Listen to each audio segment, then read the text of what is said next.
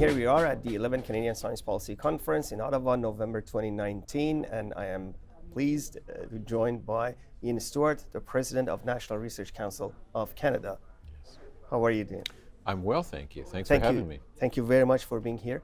And it's a pleasure to have you at the conference. And we are grateful and appreciative of the support that NRC has put behind the CSPC in the past couple of years, and looking forward to continuous collaborations between us and the engagement of NRC at the content development of the conference. It's our great pleasure to be a partner. This is a huge event annually in Ottawa. It's fantastic to see everybody here. And I think for the people who come here, they also get their chance to come around Ottawa and connect up with the town. So, so it's a great event. Thank you. And on that note, what do you see as the biggest value of CSPC as a forum for science, technology, innovation policy, and multi-stakeholder engagement? Well, I think science and innovation policy is actually a community. And there are surprisingly few people in it, in a way. If for a whole country, the number of people who follow research and innovation, what governments are doing, what's happening at the universities, what's going on in the private sector, there actually aren't a lot. So having something that brings the community together as a group to think out loud, to share ideas and thoughts is unique. It's a very beneficial thing. And excellent, thank you.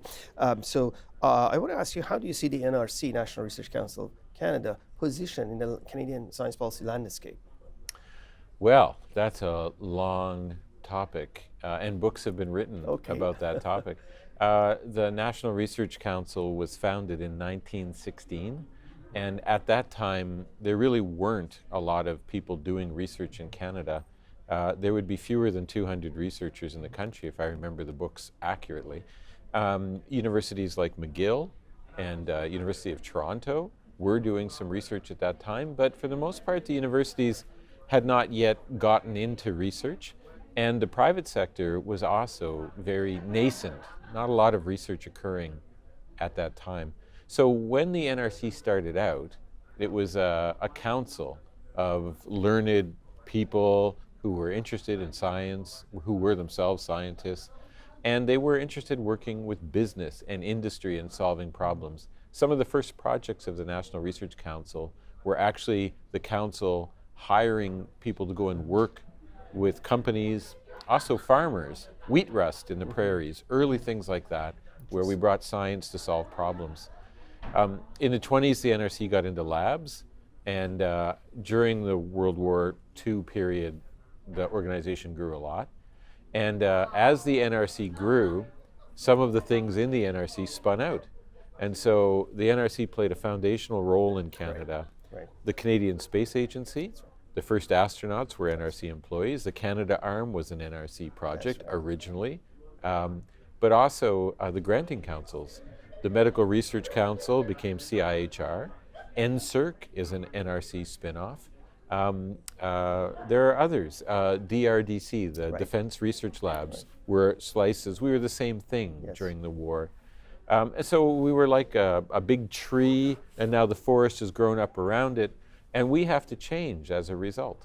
The National Research Council of today can't be and ought not to be what it was in the 1950s or 60s. So, that's very interesting. And certainly NRC is a source of pride for all Canadians. Or definitely those of us in science community, we are so proud of the past, present, and what you do in NRC as an institution. Yeah, I think that's great. And so you were appointed as a president of NRC in 2016. And I was wondering how your vision and perspective of NRC evolved over the course of the past couple of years, and where would you see the organization go over the next couple of years? Well, when I first started at the National Research Council, they were at the back end of a very substantial change period. We had been institutes, and we had changed from the institute model to a new model of programs, national programs, and a matrix organization and so on. And that had great power and was very good, because one of the things the National Research Council can do is organize a national, multi-location, multidisciplinary program that's mission-oriented. We're trying to achieve an outcome. So a very good thing of that transition was creating this program model. The downside was substantial change had occurred, We had some difficulties. If you Google us and look at the media stories of the era, you'll see there were a number of difficulties. We had an environmental issue, we had a cyber intrusion, and so on.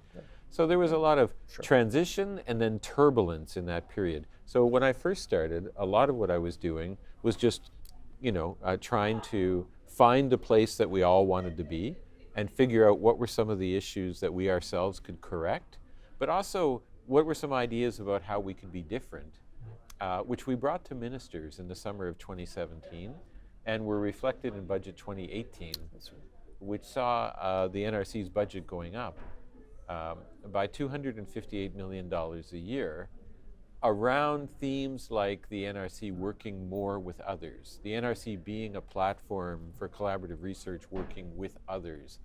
And that really appeals to me, and that really appeals to my vision of what the NRC can be. We have excellent researchers. Right. We do a lot of applied research in partnership with others. But we also have the opportunity and the people and the facilities to be a convener and the builder of collaborative work together that cross sectoral lines, regions, and disciplines.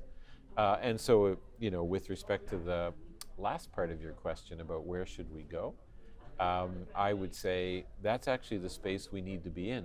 When we have powerhouse universities with leading research teams who are world leaders in their area, and when we have technology companies that are rising up and making a 595 business model where 95% of their sales are outside the country, there's a lot happening in Canada in the innovation ecosystem. What we bring is we touch many of these places.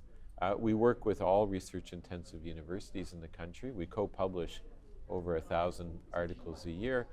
We work with about 1,000 industrial partners a year where we do collaborations with them. And through IRAP, we work with the Industrial Research Assistance Program. We work with about 8,000 companies a year in 120 points of service across the country. So we touch a lot of players in the ecosystem, and that in itself is an advantage for the country. What we can do is come and work with people and try and connect up around challenges and opportunities. And that's my vision. I want us to do more of that. To do that well, we have to be excellent in our own research. We have to be high quality in our own research. Our Industrial Research Assistance Program delivery officers, industrial technology advisors as they're called, they have to be excellent in what they do. We have to be on our game. But we can be more than the sum of the parts by working with others who are knowing things we don't know, who have capabilities we don't have, and creating those teams is really what I think is exciting for the NRC for the future. Excellent. And thank you for this information sharing with our audience, because many of the stats that you shared with us, some of our audience may not know the scale and that NRC operates and as perhaps the biggest research powerhouse of the country. So it's really insightful. I would like to, I know that you have a couple of panels, the NRC has a couple of panels at the CSPC and several speakers. One of them is tomorrow by the title of Building Collaborative Opportunities with Federal Science. And I want to ask you, what would you like the participants to remember from this panel, the takeaway messages from this panel? Well, I think people have lots of views about the government of Canada. You know, we pay taxes, you know, there's the RCMP, you have, you know, there's many Canadian institutions that the government of Canada provides. But when it comes to labs, to science labs, we provide about $3 million a year of researchers and facilities in a wide range of topics. And my experience, both in government and also briefly when I was at Dalhousie University, is that we actually have a lot of difficulty conceiving of all the people involved in science, research, innovation, technology development. We have a very hard time conceiving of ourselves as a large community. We tend to become tribes. There's the universities, there's the private sector, there's government labs. I would like people to think about government labs as part of Canada's innovation ecosystem, and I would like us in government to work harder at opening ourselves up and better connecting with the university community, the private sector, et cetera, around us. So I think tomorrow I'm on that panel. Yes.